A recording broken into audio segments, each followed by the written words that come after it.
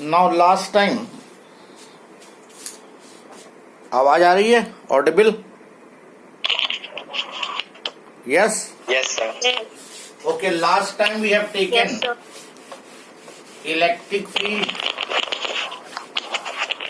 Due to charge conducting sphere. Electric field due to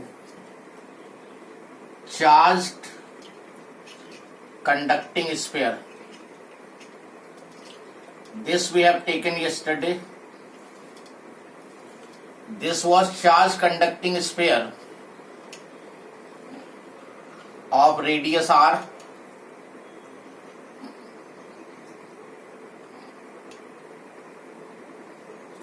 which was given charge q. You have calculated electric field outside the point, that was 1 by 4 pi epsilon naught.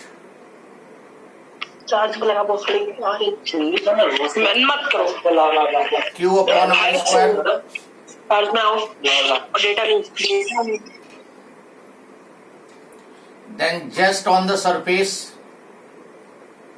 1 by 4 pi epsilon naught Q by capital R square, and inside everywhere was 0. याद आया कुछ? Now we will plot the graph now. तो question will be plot the graph to show the variation of electric field with distance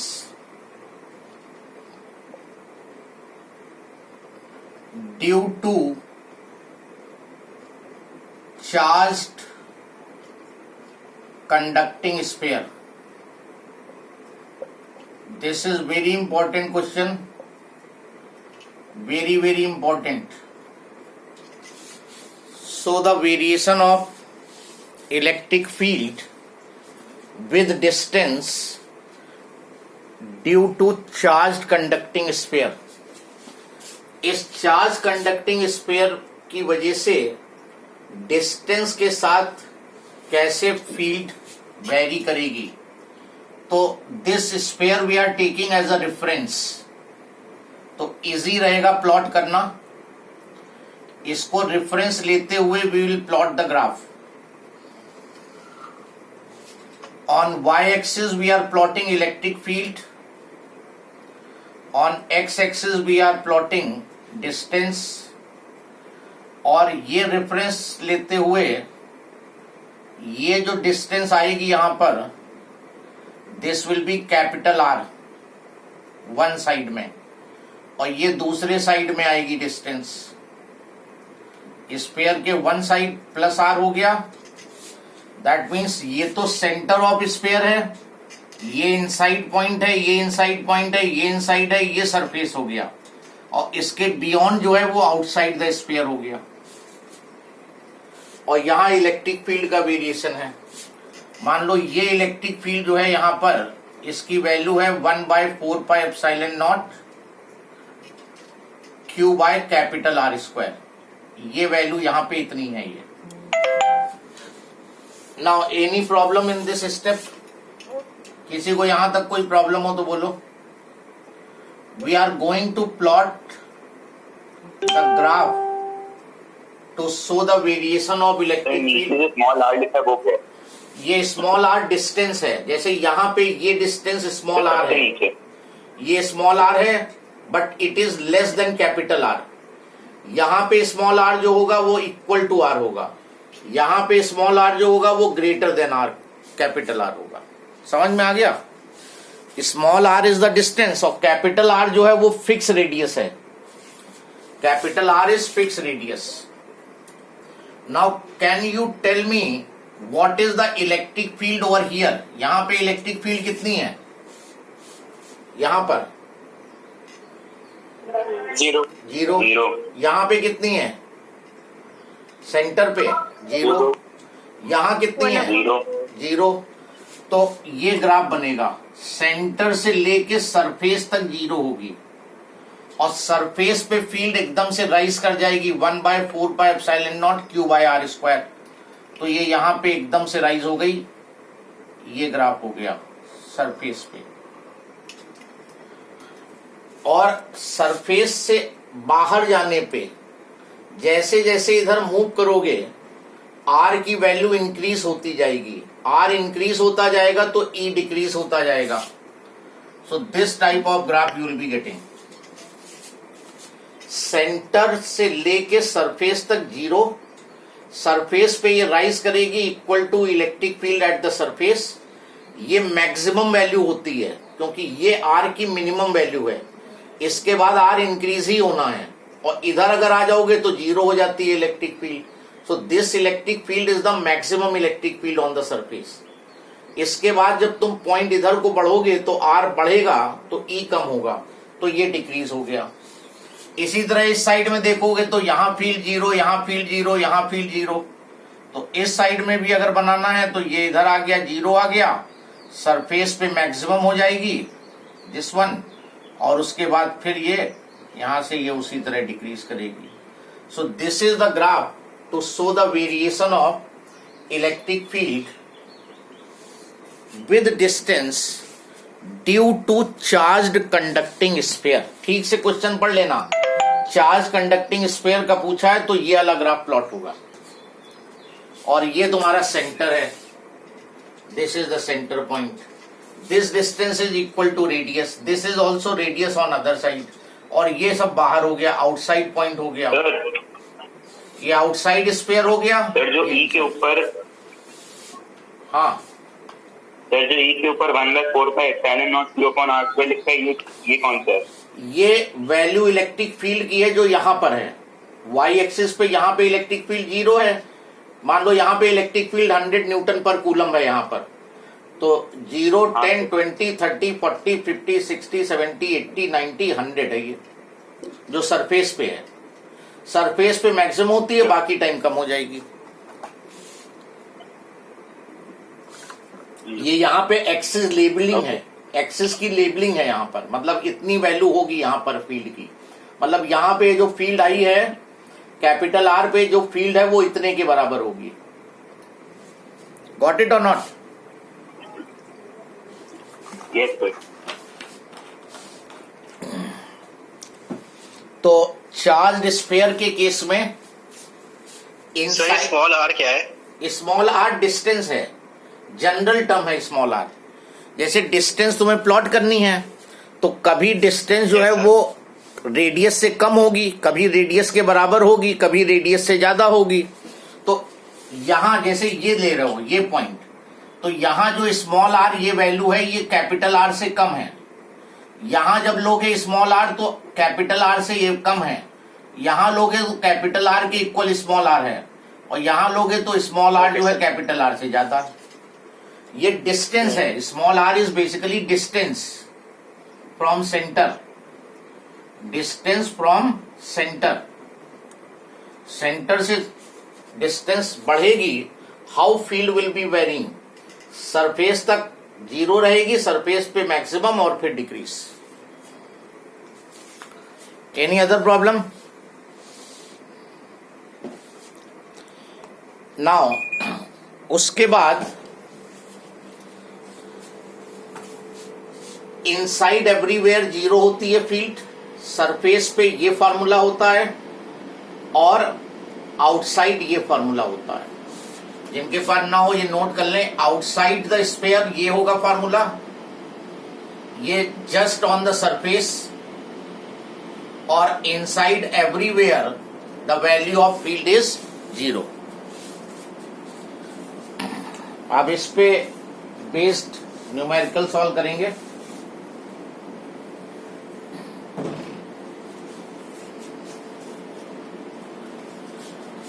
So question write down,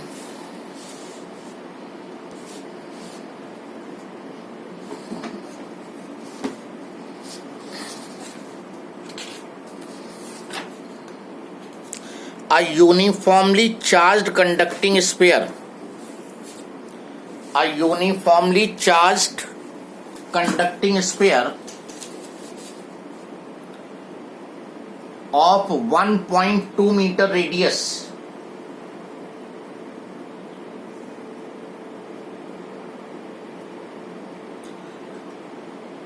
has a surface charge density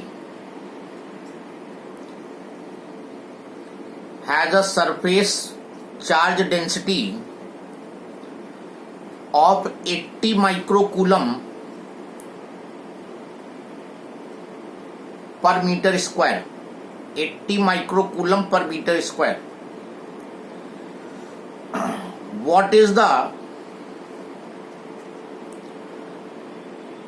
charge on the sphere and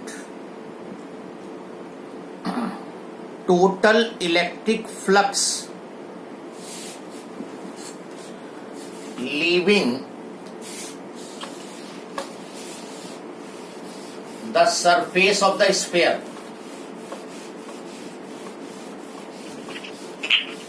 Total electric flux leaving the surface of the sphere.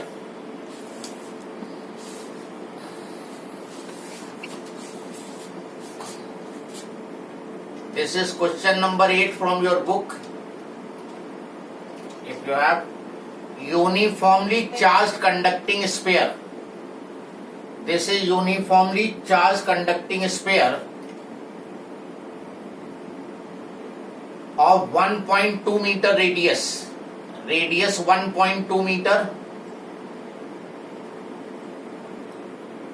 Surface charge density sigma, surface charge density sigma से denote करते हैं. Yesterday I have told you 80 microcoulomb per meter square.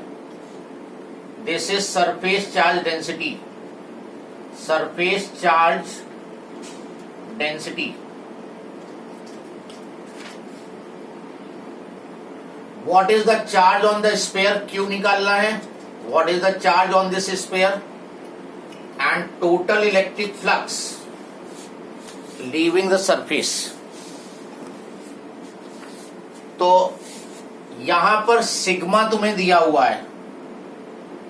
This surface charge density sigma, surface charge density charge upon area होता है formula. Surface charge density का formula क्या होता है? Charge per unit area. तो चार्ज हो गया Q और एरिया बताओ क्या होगा? What will be area? 4/4. ये चार्ज जो है इसके सरफेस पे डिस्ट्रीब्यूटेड है, तो स्फीयर का surface area 4πr². Sigma is given 80 micro, तो 80 इंटू 10⁻⁻⁶ माइक्रो. चार्ज तुम्हें फाइंड करना है 4 इंटू 3.14 और रेडियस मीटर में गिवन है तो 1.2 का होल स्क्वायर. इसको सॉल्व कर लो क्रॉस मल्टीप्लाई करके. You will be getting charge in coulomb.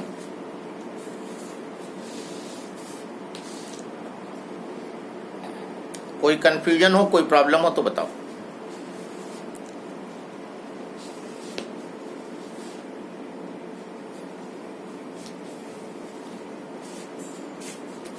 So I think charge will be coming 1.45 into 10⁻⁻3. Yes sir. Yes. अब सेकेंड पार्ट में आते हैं. फ्लक्स निकालना है. तो flux is equal to 1/ε0 times net charge. तो 1/ε0 की वैल्यू 8.85 इंटू 10⁻⁻12 ये गिवन होगी पेपर में. और चार्ज तुमने अभी ऊपर निकाला है.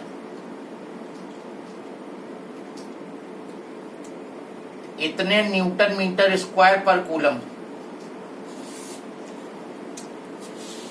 ये फ्लक्स आ जाएगा.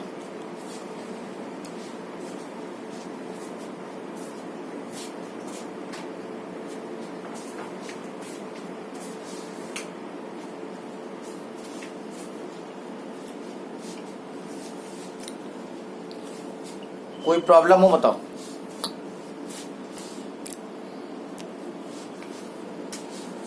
One 1.64 into 10⁸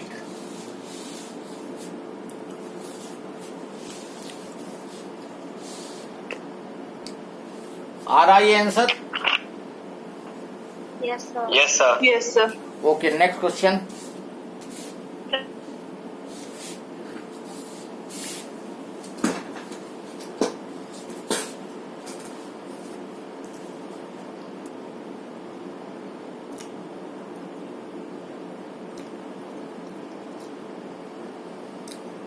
A sphere of metal,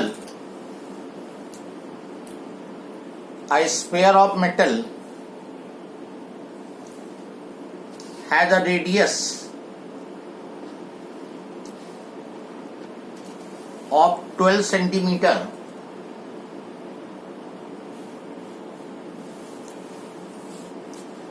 and carries a charge of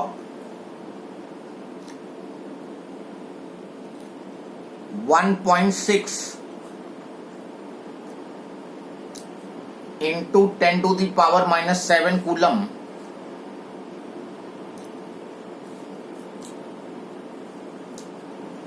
distributed uniformly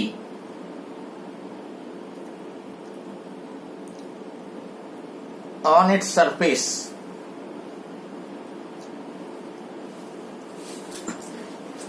calculate the electric field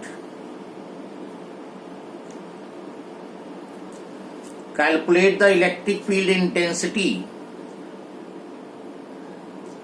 at a point, first part inside the sphere,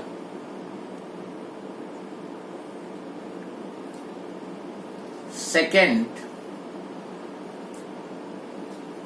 just outside the sphere,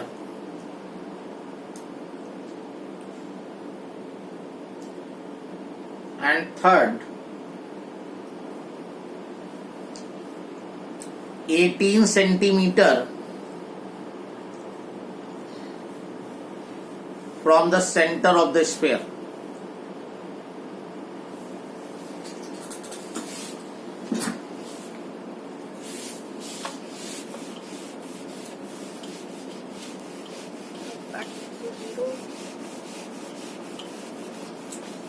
try करो इसको।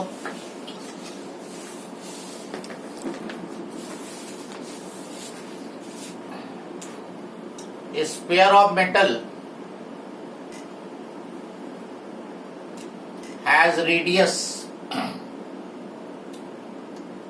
12 centimeter and carries a charge 1.6 into 10⁻⁻7 coulomb, distributed uniformly over its surface. Electric field intensity, first part E you have to find inside the sphere. बताओगे भाई inside the sphere? Zero.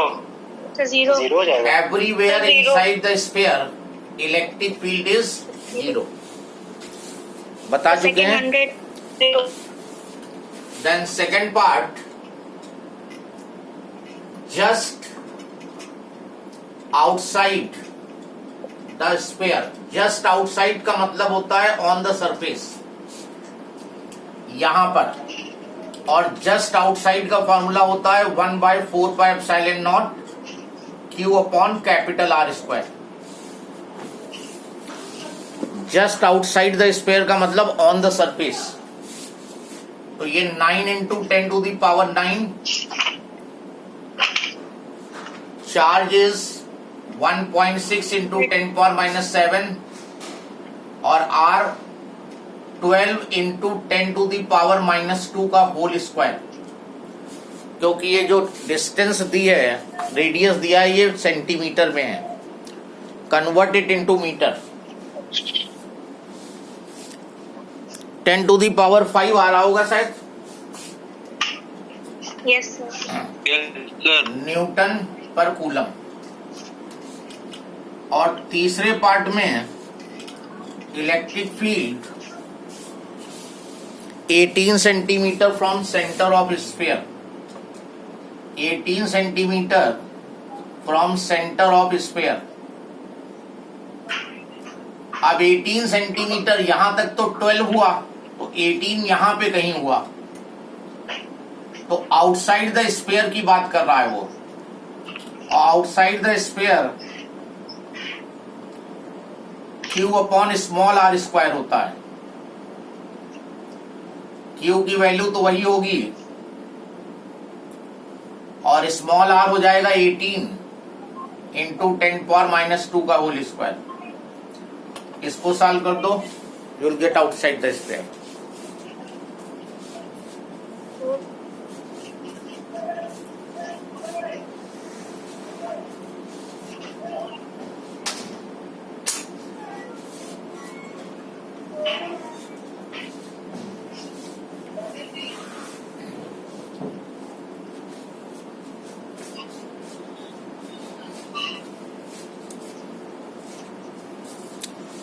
Four 4.4 into 10⁴ आना चाहिए। Yes, sir. Newton पर coulomb.